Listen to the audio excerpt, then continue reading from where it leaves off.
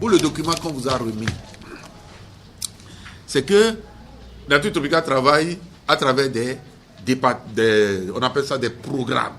Contrairement à beaucoup de structures qui travaillent sur la base surtout des projets, et Nature Tropicale travaille sur la base des programmes. Et c'est pour dire simplement que nous ayons les moyens ou pas, nos sujets sont des sujets dans la durée. C'est-à-dire que, et tout à l'heure on va parler, je donne l'exemple simple pour lucider, si nous parlons de la protection des tortues marines sur le littoral du Bénin, que vous ayez les moyens ou pas, là, chaque année, tortue va venir. Si nous ne mettons pas en place des dispositifs pour pouvoir faire le travail, même s'il n'y a pas les moyens, c'est-à-dire qu'on va faire projet, on a eu l'argent, on exécute, et après ça s'arrête. Ça ne marche pas. Et c'est pour cela que nous travaillons sur la base des programmes. Et depuis la création de Nature Tropicale, où en 2023, on fête 28e anniversaire de Nature Tropicale, de nos actions, nous avons commencé des actions depuis 1995 et nous continuons ces actions jusqu'à aujourd'hui. Et nous espérons que quand nous ne serons plus là, ceux qui vont diriger Nature Tropicale vont toujours continuer. Parce que les gens aiment toujours dire il y a problème. C'est que ces problématiques vont toujours rester et il faut toujours continuer à trouver des solutions pour ça. Le premier programme dans lequel nous travaillons, c'est l'éducation environnementale. Et dans ce domaine, pour ce que je vous ai remis comme document et ce que je vais résumer, c'est que en même temps que nous proposons et nous indiquons ce qui est dans le programme, vous allez sentir ce qu'on attend de vous. Et parce que quand on sera sur les perspectives, c'est seulement quelques programmes précis sur lesquels nous allons intervenir. En matière d'éducation environnementale, il y a aujourd'hui un travail à faire et c'est ce que nous pensons faire, nous ne réussissons pas. Peut-être que les médias peuvent aider. Tant que nous n'aurons pas l'éducation environnementale dans le système formel, c'est-à-dire que si on n'apprend pas aux enfants depuis la maternelle, dans le système formel, dans les écoles et autres, comment se comporter vis-à-vis de l'environnement, je crois qu'on ne réussira pas. Et nous ne sommes pas les premiers à le dire. Les gens ont tenté, ça n'a pas marché. Et je dis, des gens qui n'ont pas été éduqués, il est difficile pour eux de mettre dans les politiques de l'État l'éducation environnementale. Vous n'êtes pas éduqués. Vous ne voyez pas l'importance. Vous pouvez lire des livres, voir des choses. Ça va mettre du temps pour que ça rentre. Nous, on a fait 27 ans de discussion avec les acteurs de façon informelle. Ça n'a pas marché. Peut-être que vous allez aider. Si on reste toujours là et les enfants ne savent pas se comporter quand on te donne de la boisson lors d'une réception et tu ne sais pas qu'à la fin, il faut demander une poubelle et tu déposes les choses là. Même dans un ministère, après un atelier, on fait la réception et on vous donne 100 douches et chacun finit, il dépose les bouchons par terre sur un sol carrelé. Où est-ce qu'on va éduquer des gens pour qu'ils changent? Ils ne changeront pas. Et ça se passe aujourd'hui. C'est-à-dire ce comportement, apprendre aux enfants que le déchet a sa place. Si on ne fait pas ça, si on ne commence pas par l'école, ça ne changera pas. Vous allez dans les cérémonies à Gore, on vous donne à manger à Kassa, tout et tout. Combien de Béninois ont le comportement que quand on enlève feuilles de Kassa, là, on demande où est-ce qu'on va déposer. Tout le monde dépose par terre. Même des écologistes déposent par terre. Et quand tu poses la question, on dit, il y a des gens qui viendront pour balayer. Écoute, où est-ce qu'on va changer ça? C'est pour cela que nous mettons l'accent sur tout l'éducation formelle. Et nous avons fait le plaidoyer pendant longtemps sur ça. Ça n'a pas marché. Le reste, je vous laisse en tant que média. Est-ce que vous pouvez aider un jour? Peut-être que c'est parce que vous n'avez pas été associé que ça n'a pas bougé. Mais on souhaite maintenant que vous vous mettez dedans pour que l'éducation rentre dans le système formel, quels que soient ceux qui sont là. Sinon, on ne va pas espérer grand-chose. L'éducation informelle, c'est ce que nous faisons déjà. Les ONG, les associations. Il faut que même dans les associations de développement, dans toutes les rencontres que les gens font, il faut réserver 5 minutes pour parler du cadre de vie. C'est informel, mais ça porte. ça va aider à ce que les gens changent. Je vous donne l'exemple simple. Hier, nous étions à 5 h du matin déjà, nous étions sur un chantier où nous devons faire la sensibilisation des acteurs sur la préservation de la tortue marine. Pourquoi? Parce que Boscalis, c'est un projet qui est en train de construire les épis pour nous. Nous avons connu ce projet, un projet Bercy à Cotonou pour les épis. Et pour votre nouvelle, je crois, il y a quelques semaines, on n'a pas beaucoup publié sur ça. Un agent a acheté une tortue sur une plage, à PK10, et a amené la tortue jusqu'à... Comment vous appelez ça? Calavi. Ce n'est pas Calavi seulement. À Djagbo, tortue marine d'un agent et un agent d'une entreprise en train de travailler sur la plage. Il achète tortue, il l'amène jusqu'à Djagbo. Ce n'est pas nous qui avions vu. C'est des informateurs dans le milieu qui ont informé la police. La police a pris voiture pour aller le rechercher. Ils sont partis, ils ont retrouvé la tortue. Le type avait attaché la tortue et c'était prévu pour le 24 décembre. Ça, c'est du concret. Tortue, et c'est prévu pour le 24. Le 24, il doit abattre ça le 24 pour manger ça le 25. Et il avait pris ça depuis le 8 ou le 7. Et ça, c'est la police qui est partie arrêter. Maintenant, la police a ramené la tortue et est partie maintenant arrêter le type au service. Et le dossier est allé à leur niveau et nous ont appelés. Qu'est-ce qu'il faut faire? Il n'y a pas grand-chose à faire. C'est qu'il faut lui appliquer la loi. C'est tout. Ce n'est pas parce que c'est d'une entreprise. C'est la faute de l'entreprise parce que s'il avait sensibilisé les gens, le type, on vient ici. Ça, c'est d'autres détails. Non, le type n'était pas informé. Ce n'est pas moi qui ai écrit la loi. La loi n'a pas dit que tu sois informé ou pas. Il a pris tortue, il est parti. La chose là. Je suis parti sur un site. La première question, est-ce que parmi vous, il y a des autochtones? Oui. Au moins sur une trentaine de personnes, il y a au moins 6 qui sont autochtones.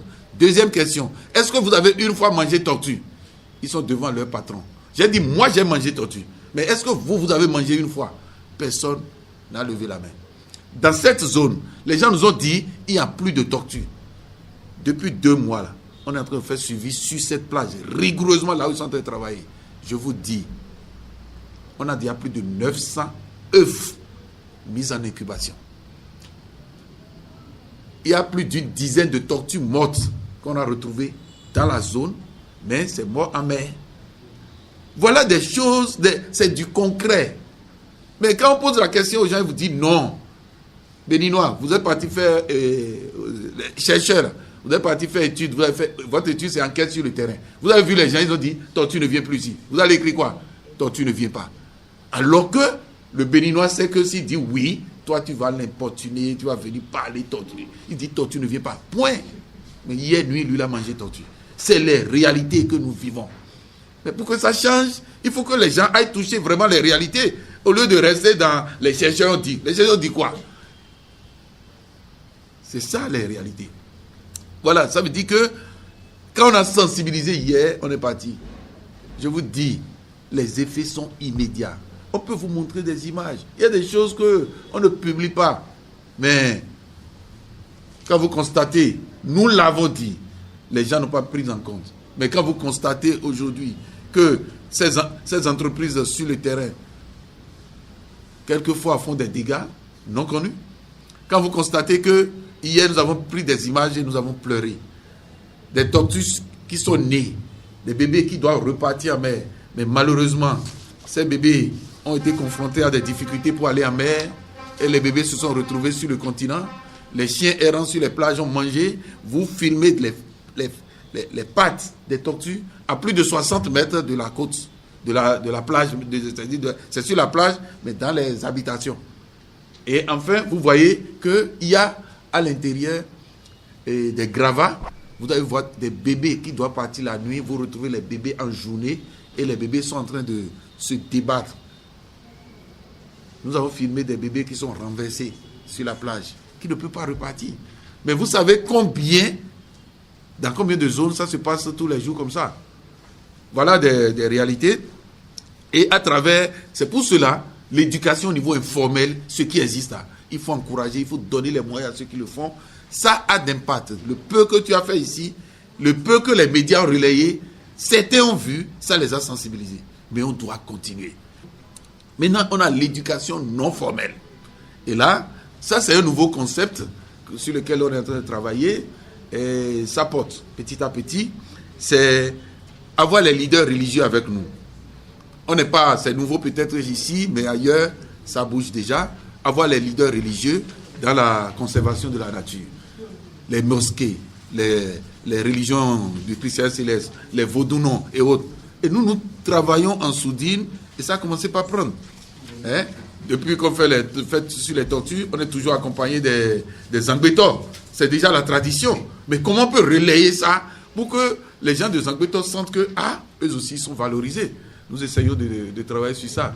Il y a les religions traditionnelles, mais aujourd'hui, quand vous allez dans les religions chrétiennes, il y a de ces possibilités que, il y a au niveau des religions chrétiennes, que utiliser l'environnement, parler de l'environnement, ça a commencé par quand même en prendre. Et moi, je crois que c'est... J'ai écouté une émission sur une radio la fois dernière, où c'est les imams qui parlaient de problèmes de mariage et autres, et qui a cité des versets bibliques, et ça, donc, des versets du Coran, qui montraient comment les gens, comment on va choisir son mari et autres. Et dans la même journée, je suis maintenant une émission sur France 24, et je vois encore imam français qui parle du rôle des églises, des mosquées, dans les débats concernant les changements climatiques. Et on leur pose la question de savoir, mais est-ce que vous pensez que vous pouvez bouger des lignes? Mais j'étais content pour sa réponse. Il dit, mais pourquoi pas? Pas notre foi. Quand nous parlons à nos fidèles, ils croient plus que d'aller lire même ce qui est dit dans la loi. Parce qu'on dit là-bas, c'est le Coran qui a dit, c'est la Bible qui a dit. Ça veut dire que ces acteurs-là, ils connaissent. Et si on réussit à les mettre dans ces thématiques, je crois qu'ils vont aider. Parce que quand on vous dit, tous, si vous faites quelque chose contre la nature, c'est un péché. Vous allez commencer par réfléchir avant de le faire. Et là, moi, je crois que c'est ce volet-là. On est en train de mettre l'accent sur ça. Et ce concept, on est en train de partager. Si on doit aller plus loin, ça dépendra beaucoup de comment les médias comprennent ça et comment les médias peuvent accompagner. Et le suivant, nous sommes en train d'installer un centre d'éducation. Certains parmi vous sont informés à Grand Popo. Et ça a beaucoup évolué. Aujourd'hui, notre centre à Grand Popo commence par recevoir des gens. Et la période Covid nous a retardé pour un petit temps. Mais ça a commencé par prendre un peu. Et c'est le premier aquarium public que nous envisageons construire au Bénin. Et nous sommes en train de travailler pour ça. Maintenant, si les médias nous poussent un peu plus, peut-être qu'on ira plus vite. On a un aquarium public. C'est là, comme chez nous, vous avez des petits aquariums ici. Là-bas, on a prévu des choses plus grandes. Mais il y a un volet qui porte sur le volet utilisation des animaux en résine de polyester, les maquettes pour l'éducation. Ça marche très très fort ailleurs. Et aujourd'hui, comme nous avons commencé là-bas, ces maquettes réalisées, comme vous avez vu dehors là, sont utilisées aujourd'hui quand on a des sensibilisations à faire sur le terrain.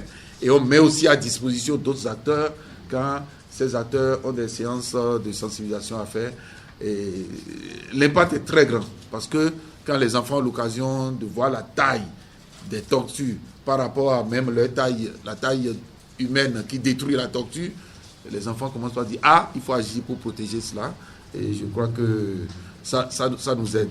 Et le dernier volet qui est au niveau de ce centre, ça porte sur tout ce qui concerne la valorisation des connaissances et de nos leaders, les différents leaders que nous avons dans plusieurs domaines politiques et artistiques et autres, comment on peut valoriser cela. Si on a le temps, on viendra sur les détails sur ça. Autre programme que nous développons, c'est la sauvegarde des espèces menacées. Tout le monde le sait, que ce soit sur les tortues, le lamantin, les baleines, les dauphins et autres. Mais ce que nous allons préciser ici, si vous ne le savez pas, nous avons travaillé énormément et pendant plusieurs années, et nous sommes très satisfaits aujourd'hui que le gouvernement a pris la décision de la création des 2 premières aires marines protégées au Bénin. Et là, ça c'est une réponse très très importante, aussi bien au niveau local qu'au niveau international. Et vous savez, les débats qui se font aujourd'hui, il faut que les États réussissent à avoir 30% de leur territoire protégé. Nous y avons contribué. Et enfin, nous avons 2 aires marines protégées, et Donater et Bouches-du-Roi. Mais il y a beaucoup de défis encore à relever. Et pour relever ces défis, présentement, il y a un processus en cours pour l'élaboration des plans d'aménagement et de gestion de ces aires. Notre combat, c'est que dans ces plans, il faut que la communauté locale, ce n'est pas prise en compte, soit au cœur. Pourquoi? Parce que ça se voit. Quand on dit aire marine de Donatin, c'est à partir de la région du port ici jusqu'à Sémé. Même quand vous prenez la carte officielle, vous allez voir jusqu'à cette route qui est là, qui est ici, juste à côté. D'ici jusqu'à la plage, là, normalement, c'est une zone officiellement qu'on veut considérer comme protégée. Mais les communautés sont déjà là. Est-ce qu'on va les déplacer? Non. Ça veut dire que c'est comme si c'est une réserve de biosphère. Il faut tenir compte de ce qui est là. Et les communautés sont là. Mais maintenant, ce que, dans la pratique, c'est surtout ceux qui sont au niveau de la plage.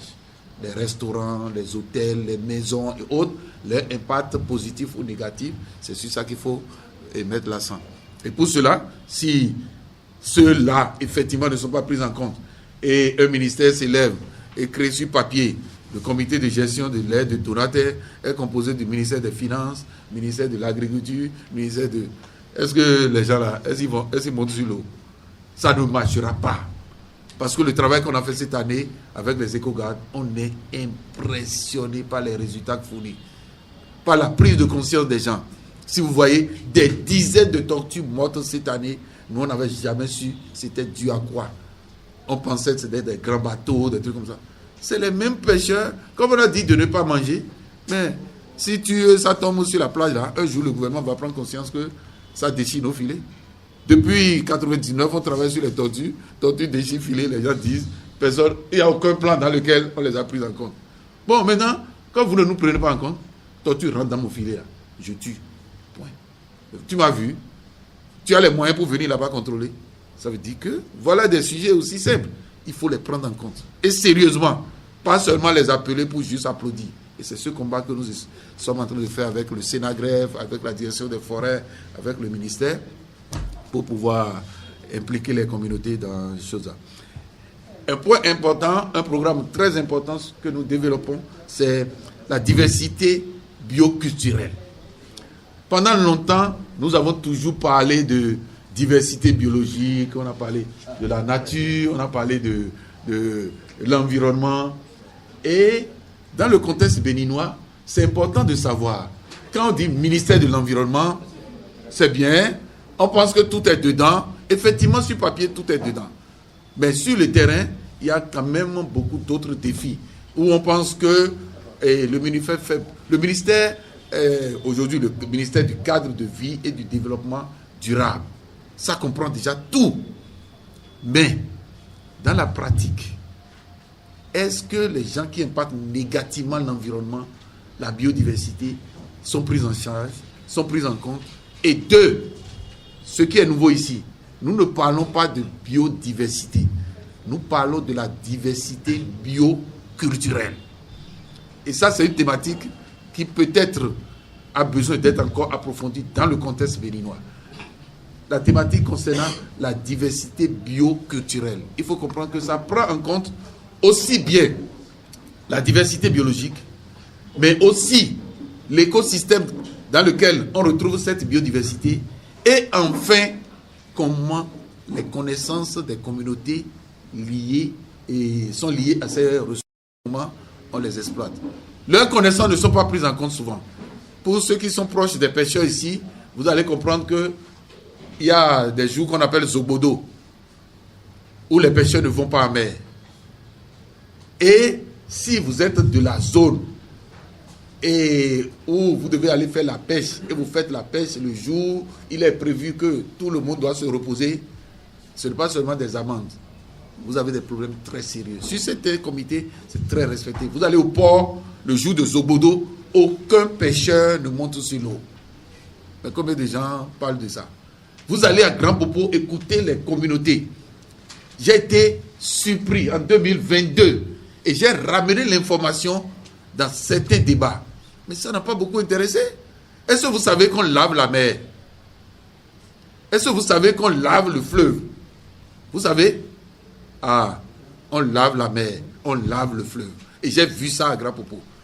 Mais personne ne relaie ça. Il y a eu un événement de lavage de la mer. On ne sait pas si c'est magique, mais quand les cérémonies ont lieu, vous voyez des dizaines de dauphins venir proches de la côte. Des dizaines. Je dis bien des dizaines. Vous allez en mer pour voir baleines, voir ceci et autre. Mais les gens ont d'autres connaissances qui permettent de dire c'est là où tu vas trouver.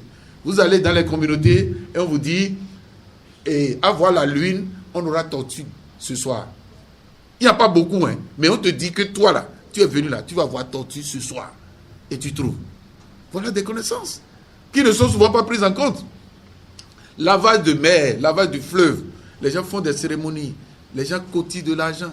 Ils tuent des moutons pour le fleuve. Ils tuent bœufs pour la mer. Ces cérémonies existent à Grand Popo. Mais ce n'est pas documenté. Mais quand vous allez là-bas, mon cher, si on vous dit on ne fait pas là, ce n'est pas écrit. Mais va faire. Tu vas voir la suite. C'est des pratiques qui contribuent à la préservation de la biodiversité, mais qui ne sont pas prises en compte. Les pêcheurs ont de ces pratiques. Mais deuxièmement, nos agriculteurs. Vous avez écouté quelqu'un tout à l'heure? Il est à Cotonou. Tout le temps, vous dites inondation, c'est mauvais, inondation amène problème. Moi, j'ai toujours dit, il n'y a jamais inondation au Bénin. Moi, j'ai toujours dit ça. Devant les médias. La preuve, allez à Minotou constater. Si on laisse les populations utiliser les ordures pour fermer le lac, quand l'eau va venir là, l'eau va aller où? Pendant la période de crue, où on appelle inondation, août à novembre, vous constatez à Ladi, à chose là, l'eau monte sur le pavé. L'eau rentre dans les caniveaux. Bon, c'est naturel. Mais si on avait creusé plus le lac, est-ce qu'on aura cette quantité d'eau? Mais deuxièmement, si l'eau monte, ce n'est pas encore grave. Mais c'est les détritus qu'on a versés là-bas. C'est ça qui vient nous envahir. Dans une grande ville comme Cotonou, on va parler de choléra. Hein? Et tout le monde se plaint. Inondation, médias, moi je ne crois pas que ça soit un problème. Dites plutôt aux gens, vivons avec la dynamique de l'eau. Les Néerlandais, dans le cadre du projet PAZ, programme d'aménagement des zones humides, où les Néerlandais ont dépensé plus d'1,4 milliard au Bénin. Dans le cadre de ce programme, c'est depuis 97-98 qu'on nous a appris comment on peut vivre avec la dynamique de l'eau. Mais les autorités continuent à dire, on laisse les gens fermer les bas-fonds avec les ordures, et quand il y a une première pluie, on crie inondation, et peut-être ça arrange. Moi, je suis parti, j'ai fait la pirogue à Grand Popo avec les gens qui sont supposés être inondés. Hein? Ils m'ont fait balader dans leur maison avec pirogue. Mais tout ce qu'ils ont derrière la tête, quand est-ce que le maire va envoyer les vivres? Mais en même temps, le témoignage en dessous, maintenant là, nous trouvons beaucoup de poissons. Vous voyez le côté négatif, les gens souffrent. Nous avons pu appuyer des gens en leur donnant les tentes parce que leur chambre est inondée, ils ne peuvent pas dormir là. Mais on leur donne des tentes pour dormir à la plage. Après, ils doivent retourner le tente. Ils sont plus reconnaissants envers nous que les sacs de riz qu'on leur a donnés. Voilà des actions simples. Ce n'est pas qu'on refuse qu'on appuie les gens, mais on peut régler les problèmes. Si on crée du réservoir pour l'eau, on va réduire les problèmes d'inondation.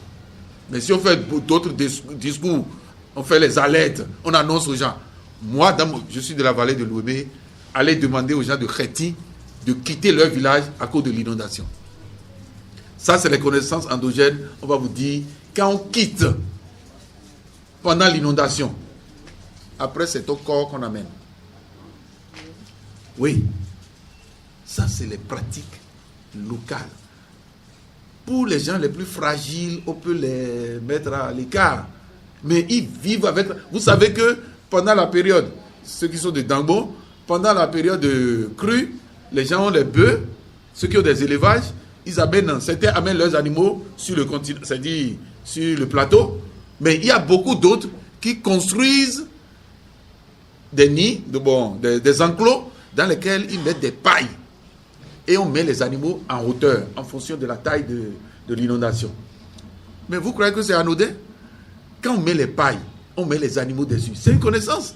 Quand les animaux vont déféquer sur les pailles, à la fin de la saison, c'est ces pailles-là qu'on amène dans les champs pour faire la culture. On n'a pas besoin de pesticides dans ces zones. Mais aujourd'hui, même herbicides, là, ça va là-bas.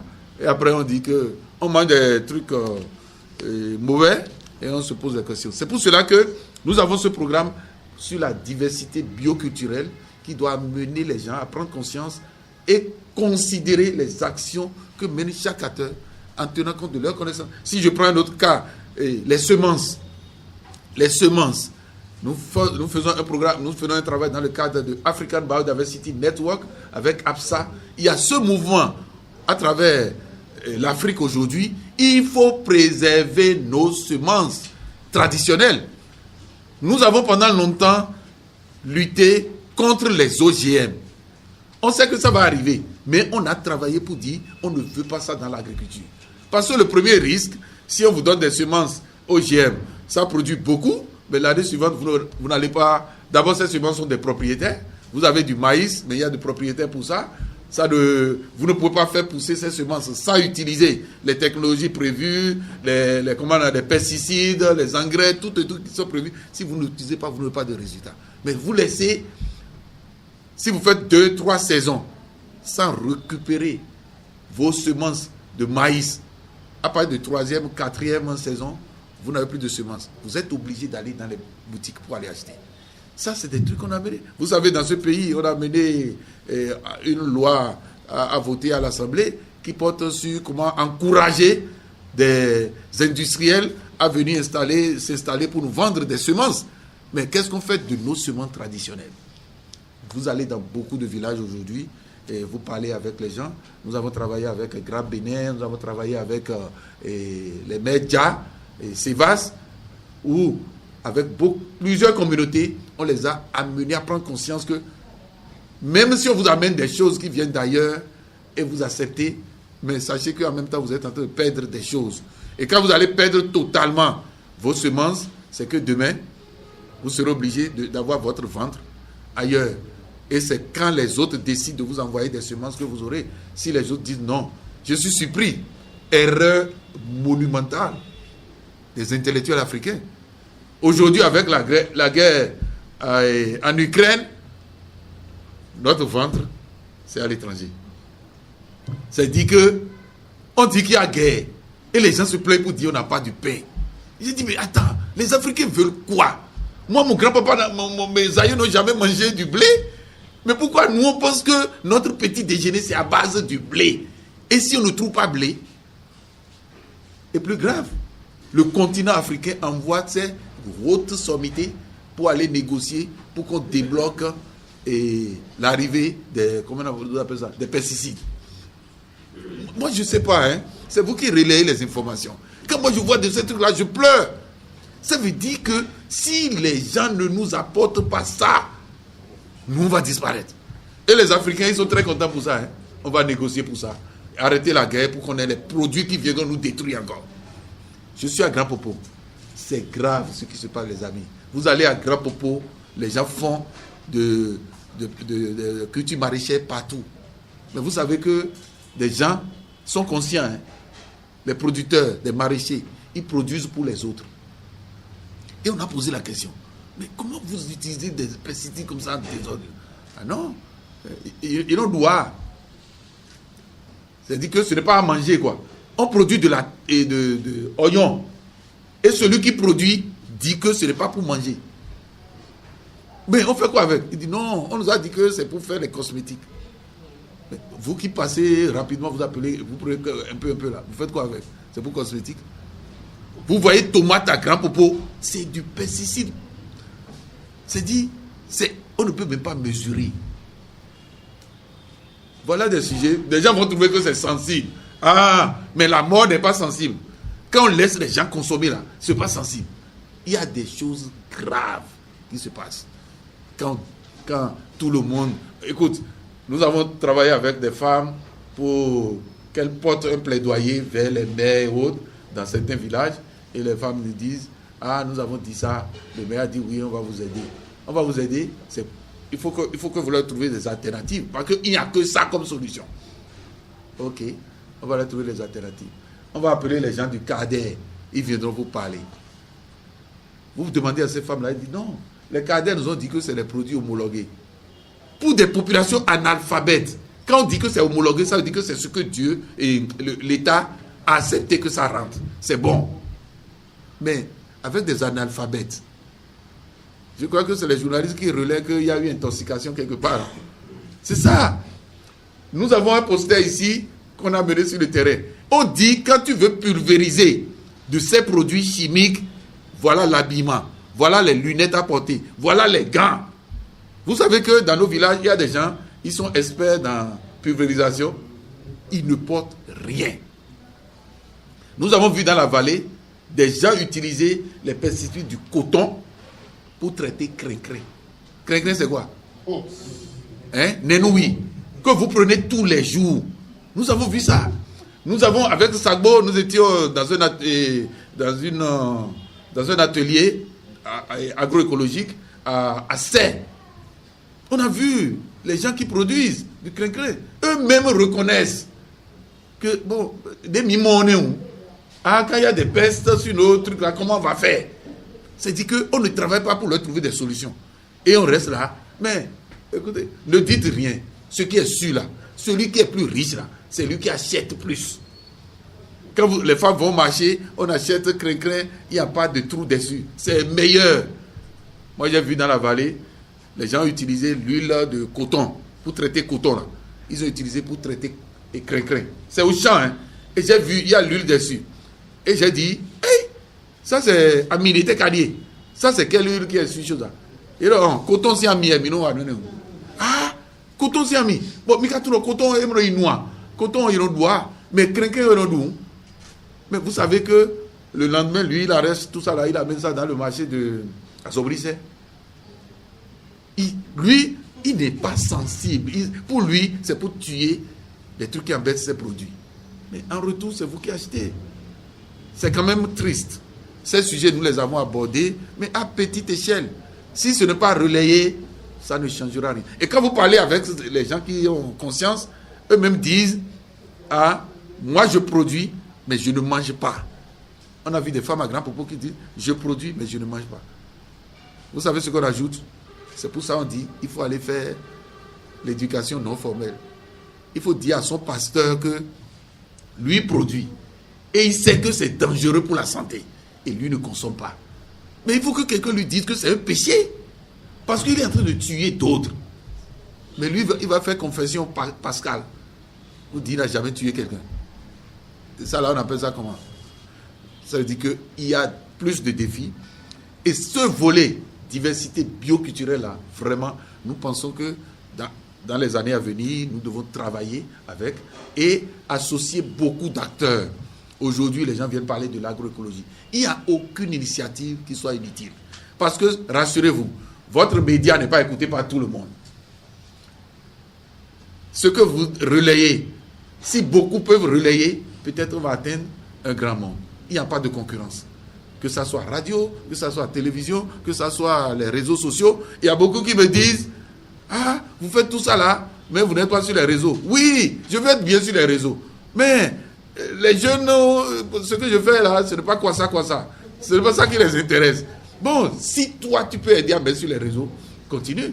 Mais le média le plus écouté là, avant, hein, je ne sais pas aujourd'hui, peut-être les journalistes vont nous dire, moi j'ai dit ailleurs, c'est la radio. Parce que la radio, n'importe où, tu peux mettre, tu peux écouter, tu peux faire. Télévision, il faut déjà avoir télévision d'abord. Moi, mais personnellement, je n'ai même pas de télévision depuis 1 an. Mais, parce que comme je suis connecté sur fibre optique, je suis la télévision en ligne. Mais la radio, même sur ton portable, tu peux mettre la radio. Maintenant, les journaux, il y a des gens qui sont libres. Ils lisent la une, ils lisent le contenu. Il n'y a pas de médias inutiles. Et c'est pour cela, moi, j'encourage chacun à agir. Et comme ça, au niveau, pour 2025, 2023 jusqu'en 2025, nous sommes en train de travailler sur ce sujet qui est nouveau, qui permet de valoriser nos connaissances endogènes. J'ai parlé avec quelqu'un avant-hier qui dit que, je ne sais pas, que font nos pharmacies? Que lui n'a pas vu une pharmacie où on dit, on est en train de mettre nos produits traditionnels là, en comprimés pour vendre. J'ai dit, moi je ne suis pas pharmacien, hein. Mais j'ai peur qu'on dise que les pharmaciens sont formés pour vendre les produits des autres. Sinon, ils auraient fabriqué quand même des produits ici. Comment des pharmaciens... Bon, la caméra est en train de prendre, mais je veux voir des pharmaciens en train de produire au moins, transformer le sodabi en alcool à vendre. Ça, c'est le minimum. Hein? Comment on va importer encore alcool? On a beaucoup de choses qui peuvent transformer en alcool ici. Mais malheureusement, ce n'est pas toujours le cas. Dans le cadre de la biodiversité, de la diversité bioculturelle, nous avons fait beaucoup d'actions avec les communautés et nous avons réussi à faire des formations des jeunes leaders pour la conservation de la nature. Et j'ai été surpris que des gens qui sont dans des milieux soient surpris d'aller passer une journée dans une forêt. Et ça s'est passé récemment à Logbogon. On était à Logbogon, où on a amené des femmes, des jeunes. On a passé 3 jours. C'est la formation Graines Futures. Et on les a amenés dans la forêt. Et c'était pour dormir dans la forêt, mais c'est une forêt sacrée. Mais on est parti faire des activités, on a dormi en dehors. Mais les gens avaient tellement peur du serpent. Mais aujourd'hui, vous les amenez ce serpent-là, ils vont prendre dans la main. Pour avoir fait ce travail-là, la Graine Future.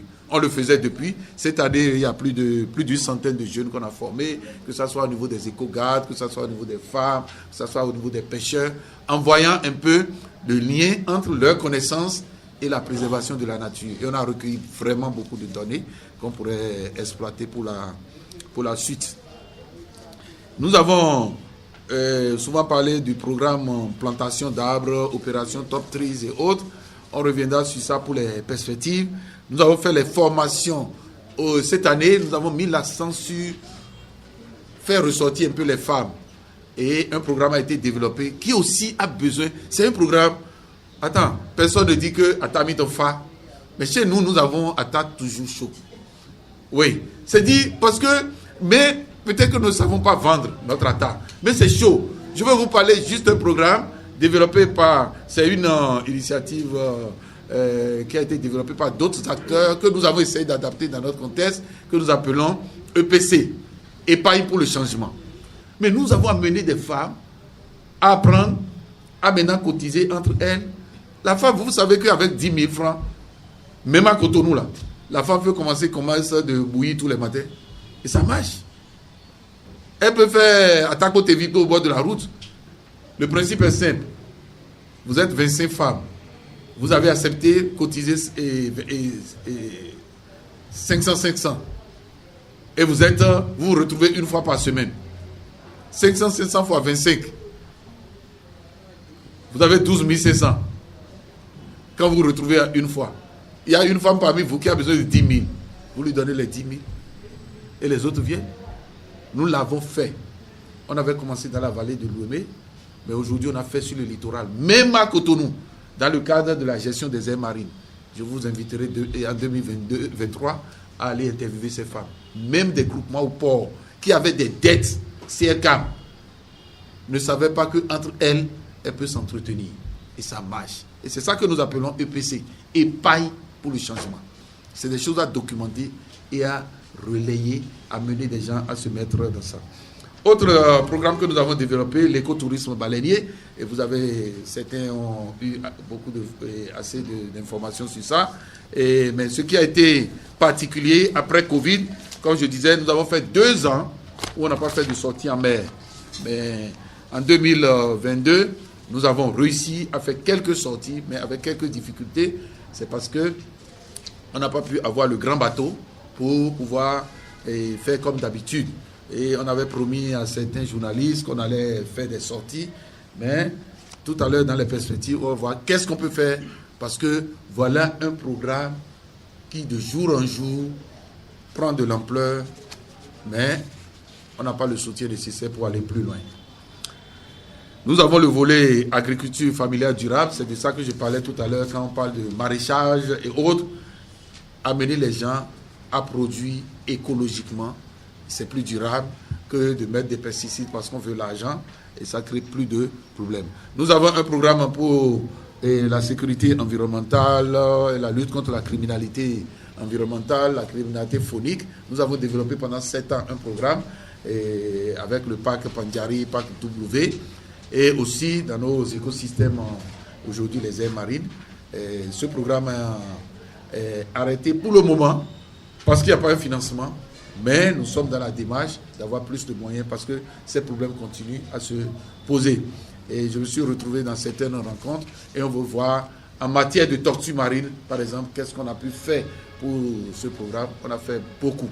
Parce qu'en 2022, exceptionnellement, on félicite le ministère du cadre de vie qui, pour la première fois, nous a apporté un petit appui que nous avons essayé. Appui, nous avons un tricycle pour les activités. Nous avons eu un ordinateur pour mettre les données, mais nous avons eu des portables qu'on a mis à disposition des communautés. Je vous dis, ça a augmenté l'engagement des communautés. Sans rien d'autre. Des portables qui ont coûté peut-être 90 000 ou 125 000, des trucs comme ça, on a donné aux gens. Je vous dis, en temps réel, ce qui se passe sur le terrain, on a ça. Mais maintenant, quelles sont nos perspectives? Là, je n'ai pas donné de document pour ça. Ce serait assez bref sur ça. Et là, vous pouvez peut-être noter, c'est que notre première perspective est nous organisons les journées des tortues marines et pour ceux qui le savent, on faisait tous les efforts nécessaires, même si c'est symbolique, de faire la journée des tortues marines le 8 janvier de chaque année.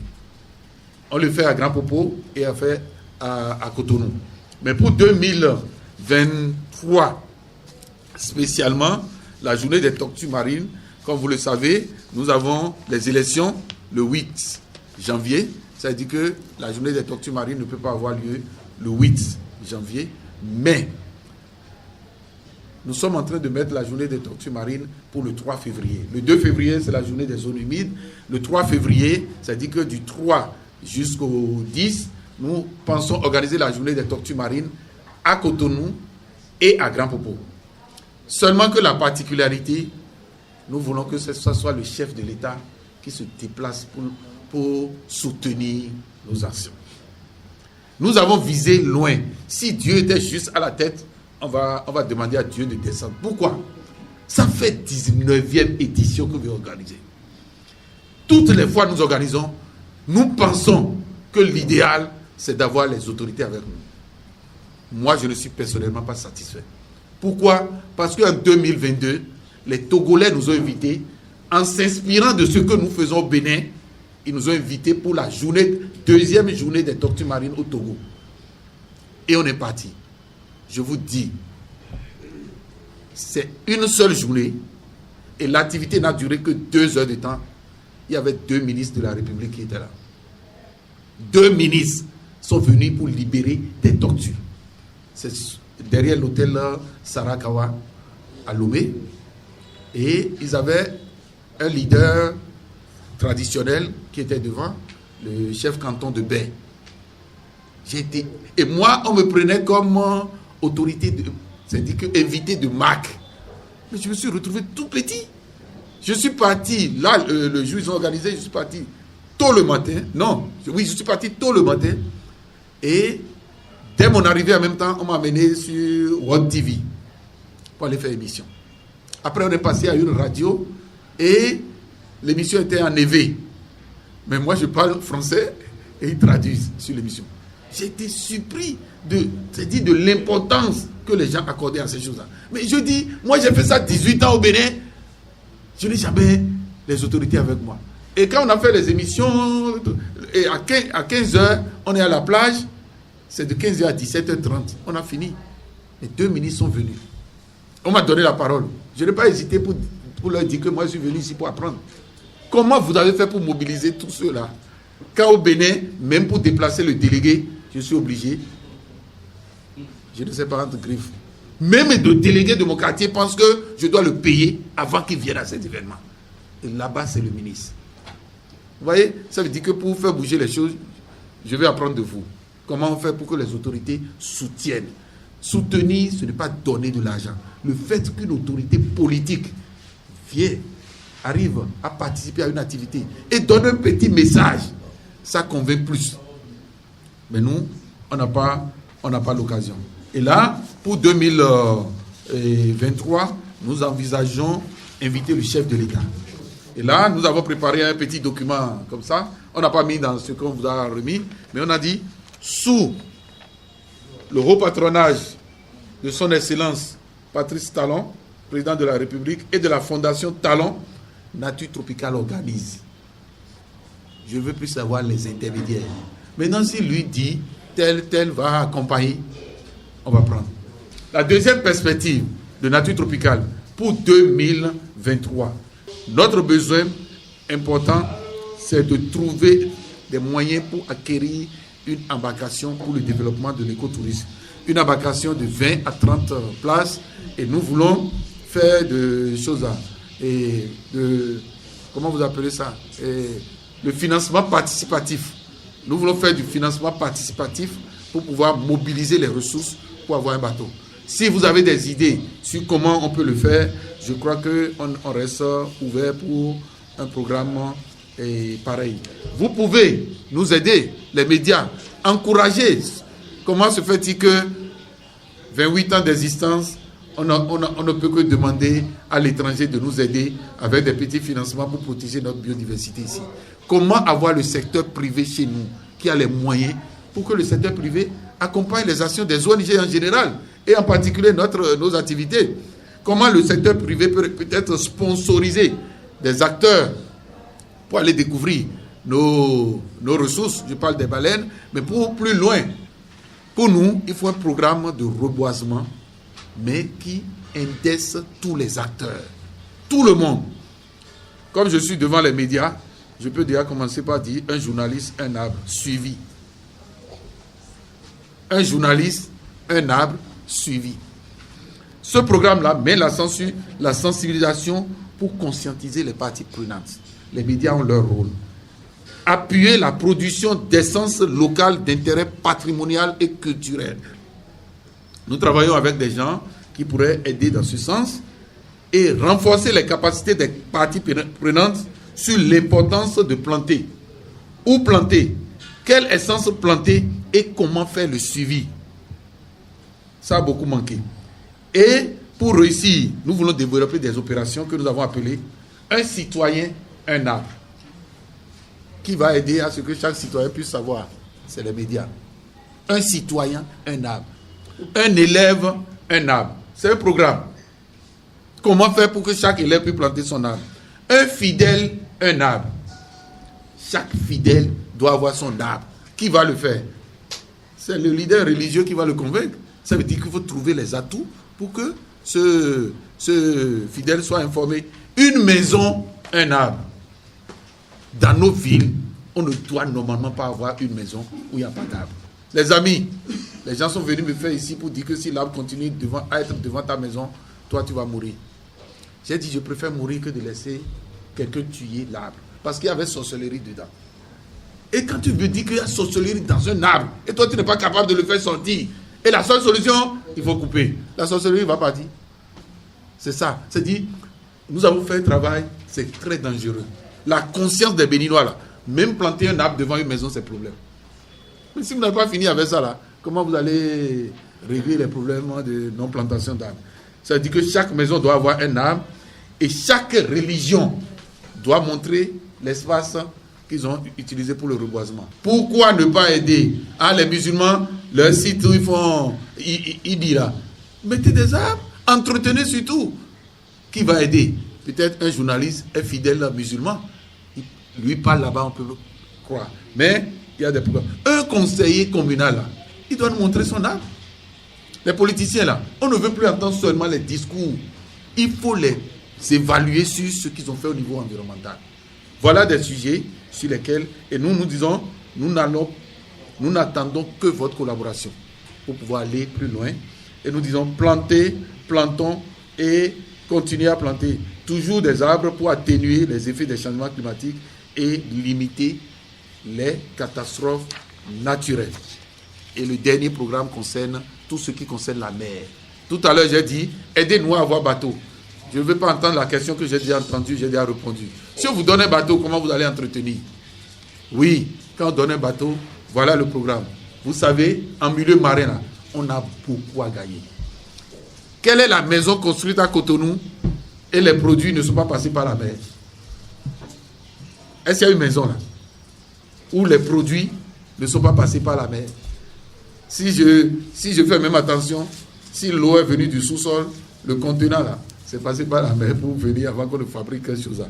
Ça veut dire qu'on a beaucoup à apprendre sur la mer, mais tous les Béninois ont fait dos à la mer.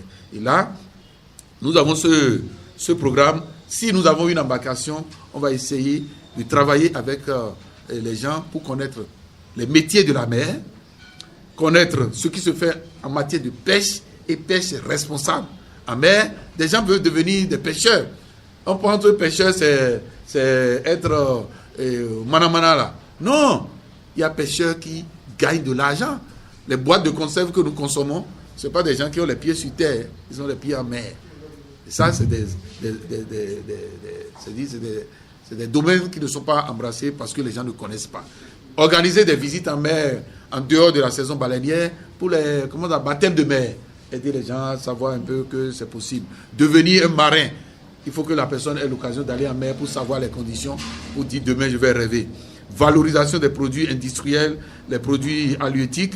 Protéger les espèces. Aujourd'hui, c'est une opportunité pour faire gagner de l'argent. Parce que des gens veulent voir simplement. Mais ces espèces marines, si vous n'êtes pas des connaisseurs, vous ne pouvez pas valoriser. Et voilà un peu. Aujourd'hui, le débat vient, on parle de l'économie bleue, on parle des actions que mènent des États. Je crois que c'est de grandes opportunités et tout le monde a sa place et surtout les médias. 28 années d'existence, c'est bien ça? 28. Et donc 28 années d'impact au service de la nature, au service de l'environnement au Bénin. Et c'est de dire qu'on espère vivement que 2023 permettra de porter plus de fruits. Et j'ai noté la grande doléance, comment amener le gouvernement à s'impliquer davantage pour porter autant de fruits qu'au Togo, s'inspirer des résultats du Togo, 1 milliard d'arbres, pourquoi pas au Bénin.